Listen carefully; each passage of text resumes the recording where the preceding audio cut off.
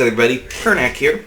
In today's video, I'm going to give you tips, tricks, and tools to help you be a better printmaker.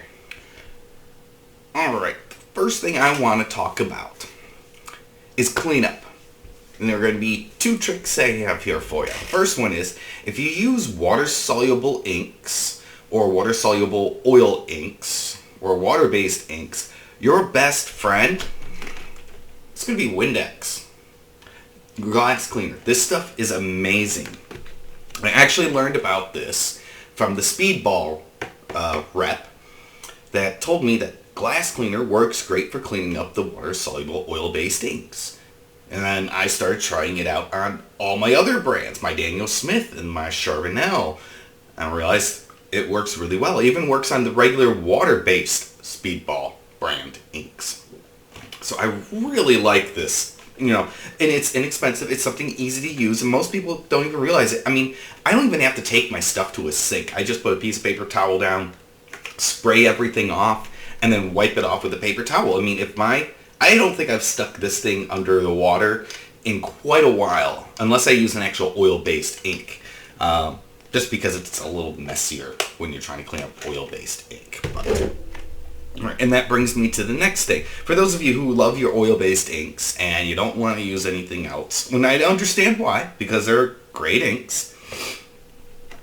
Some people don't realize this, but the best way to clean up vegetable oil. You pour some of this in your hand, kind of rub it all over your stuff, and it kind of breaks down the oil and loosens it, or the ink loosens it up and kind of causes it to start floating within that, and then you can clean it up with either like simple green or just soap and water, which makes it really easy. You do not need to use anything like Gamsol or any of the other paint cleaners that they make for that purpose. That way you can avoid nasty solvents, which are, you know, they are volatile and they are not good for you. Alright. One of the other things that I have is, it's real basic, but for those of you who use water-based inks, and even if you use a water-soluble oil-based ink, one of the things, if your inks dry way too fast on your plate and anything like that, you can either buy a retarder from them, or you can just use acrylic retarder. This one's from Golden. This is just their acrylic retarder. And you can add you add a few drops of this to your ink, mix it all up, and your ink will dry out a lot slower, which allows you to do better printing. So those of you who use water-based inks, like the Speedball brand ones, and there's a few other brands. I think SD makes one, and there's a few other, I think Schminka makes one. There's a few water-based brand inks out there. Either buy their retarder or just use acrylic retarder. Same works with water-soluble oil-based inks. When I worked at Daniel Smith, the chemist there who, you know, formulates everything and knows how everything works, and I said, well, sometimes if you're working in a really hot environment, a really dry environment, sometimes your ink starts to dry out on you. And that's because of the modification to all the things made through chemistry. And he goes, just use a little acrylic retarder. He goes, add a few drops of that and that will help you out. I mean, who knew, right? Acrylic retarder. I also have a few other tools. One of the things I really like is the stuff. This one's from Contact brand, but it's just non-slip shelf liner. It's kind of thick. The stuff is great. I use it, I put it down all over. I put it over my entire work surface for the most part. Nothing slips and slides. It makes it easier to hold down linoleum when you're carving, if you're not using a bench hook. And as a matter of fact, even in my bench hook, right here, I have it coating both sides of my bench hook.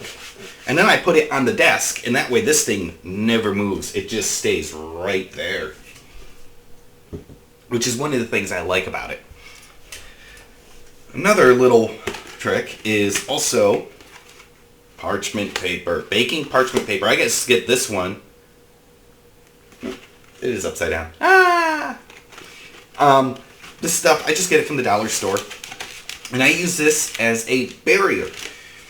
So when I'm doing my printing and I'm worrying about my paper being eaten up from my bearing, I put this between my paper and my bearing because it's real smooth and it's slick. It's not like wax paper, because wax paper is going to stick to everything, and I don't like that, and it doesn't really cause anything to glide.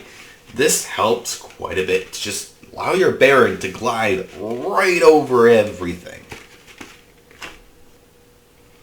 Now another trick I have is, this is just a piece of Lexan, which typically, if you really want to know what it is, it's bulletproof glass. But it's not bulletproof at this thickness. These are very handy for a multitude of reasons. Any kind of glass will work well. I prefer either something like this Lexan where it's a little thick like this. I just got this at Home Depot. And comes with protective coating on it, like right here. You just peel that off on both sides. And it works great as a inking surface, so you can put your ink on it. And I prefer, if you're going to do it, I'd say bigger is better, because it's so much easier to get a big piece and roll out your ink. Or I also really like it for printing monotypes. You can paint right onto these and then press your paper into it, which is one of the nice things. So get yourself a piece of glass or a,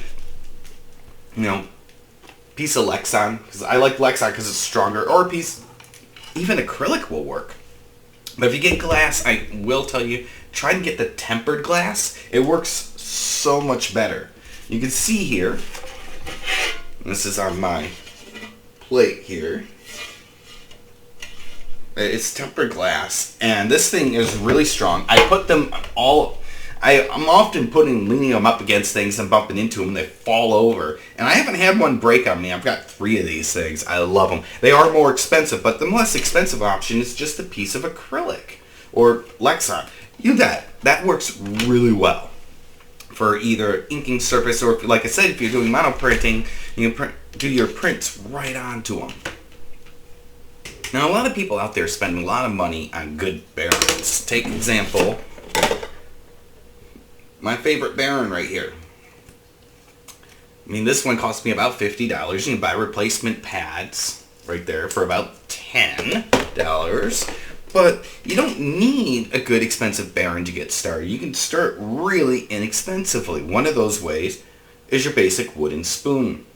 If you're going to get a wooden spoon like this, make sure you constantly rub it over some paper like so. And what that's going to do is, you can see how rough this is on one side, but if you flip it over, look how smooth and shiny it is. Because it's, when I do that, it makes everything glide a little easier there, which is one of the things. And one of the things I notice is when people are using these, they either sit there like this and like that and try to print with it, or they'll use your fingers like this. That puts a lot of strain on your fingers and makes you very tired. I find the easiest way is grab it in one hand like this. Make sure you have one that has a good curve right there. And keep in mind, when you're using a spoon like this, it's essentially a dome. So there's one point of contact, which is going to be like right here or wherever it's going to be. When I'm using it, it's like right here because I use more towards the edge. But I hold onto my spoon like this and then put my palm on it like this. And as you can see, and I keep my arms here straight. And by doing that and leaning over my print, I'm using my body weight to help push down and apply pressure instead of trying to use my arm strength. And a lot of people just try to use their arm strength. And at times it works very well, but if you're using your upper body and just kind of leaning into it and using your weight to help your print, that helps a lot. So that's kind of 2 tips right there, is use your upper body weight, and you can use a wooden spoon to get started. Another thing I like doing is right here, made myself a little bearing. And I basically took two wooden two wooden drawer pulls, and then just wood glued them together. I actually put a little piece of wooden dowel in the middle right here to do that, and then wood glued it together. And then I sat there with the paper and went like this, and just did it so it got that nice little shiny shine to it. And this is a great little spot printer for me, but it's really easy to use because I can just hold it and it goes right into my palm like this. This is one of the reasons I like this. Now, I think one of the most important things in printmaking is the tools, the carving tools. If you're going to be carving and you're going to do a lot of it, you need good carving tools. My preferred brand is, Flex Cuts. But even if you're using less expensive tools or anything, you can still keep them in shape. And sharpening your tools often is the key to keeping your tools sharp and flowing right through that linoleum really quickly. Now, you can easily do that. You can just go out, buy some honing compound and leather strop, and if you do that, you can just sharpen your tools very easily. Now, if you really want to, probably the best thing I found is this, the Flex Cup slip strop. It's real basic. It's about $15 to $20 depending on where it is. It comes with your honing compound right here. And this is it, as you can see. Now, it's actually a piece of wood. And it has all these different shapes for your different shaped tools. It's got a piece of leather here and a piece of leather on the back. And this is what I use a lot of. You just take your honing compound like this. This is a fresh one. I'm not going to use it. Bought a second one just because I wanted to have a good one. You can see how well worn this one is. And you can see right here that the honing compound, you just rub it right into the leather, and then you just take the back from the back side of your tool. So let's just grab an example. These are chintzy, cruddy tools that I bought and realized that they don't work very well. But as you can see right here, this is the part right here. So you put your rubbing compound onto here and you pull and drag like this on the outside. Finally, you put rubbing compound, as you can see, right here along both edges of this for your V-gouges. And then you would drag your tool like this over top of it.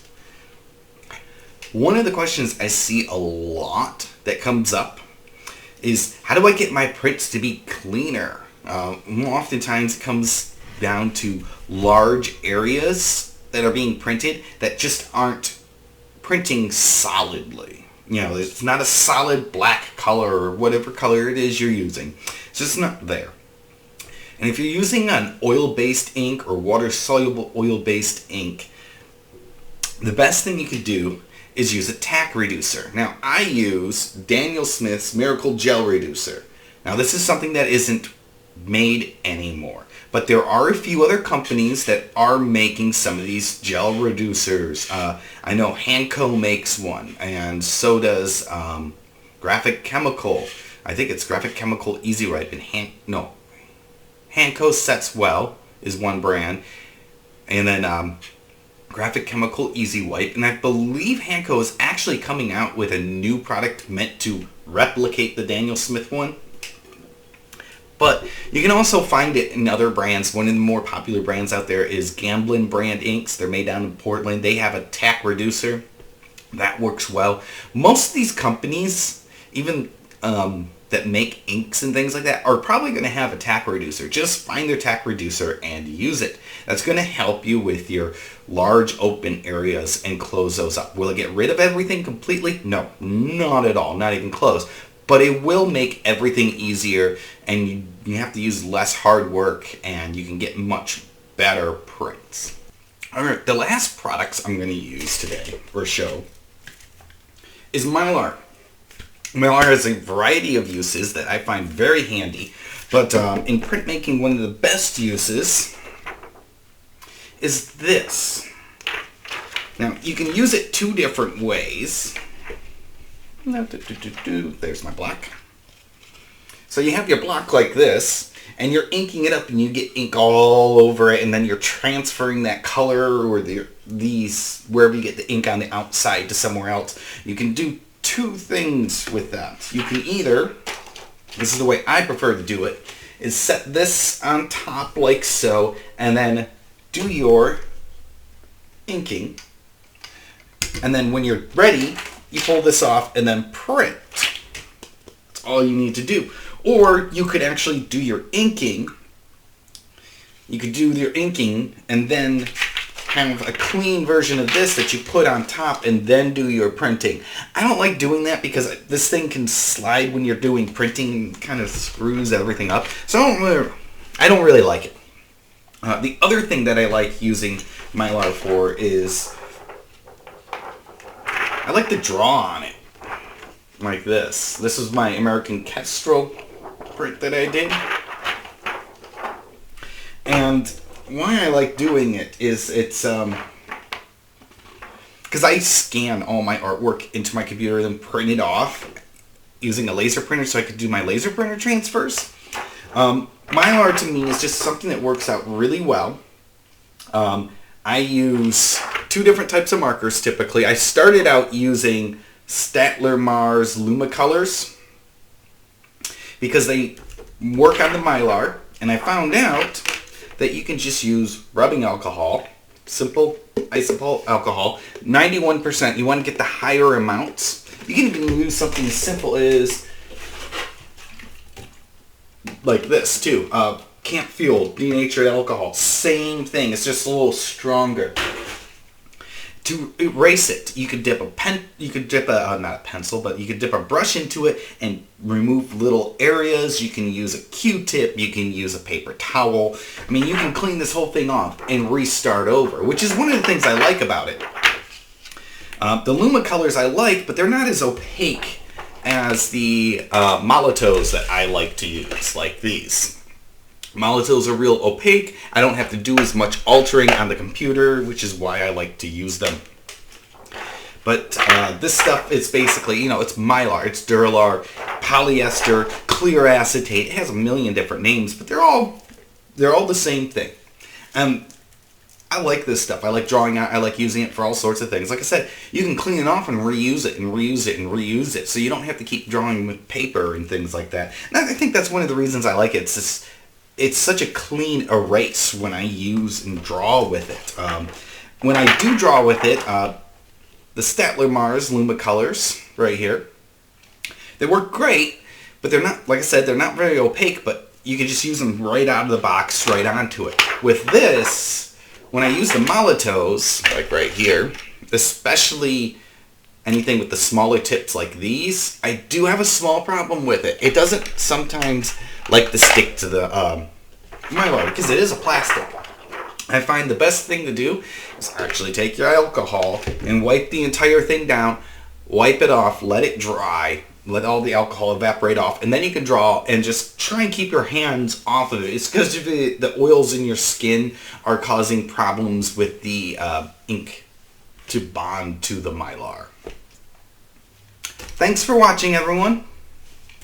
If you have any questions, please ask them down below. Also, don't forget to give me a thumbs up in the video down below. Also, that helps me out. Remember, you can also follow me on my Instagram and my Twitter. The links are up above and my little messages, or not messages, but the little icons up in the corner of the screen. And also, remember, I also have an Etsy shop. You can help support me, purchase something from me. Till next time, everyone. See ya. Bye.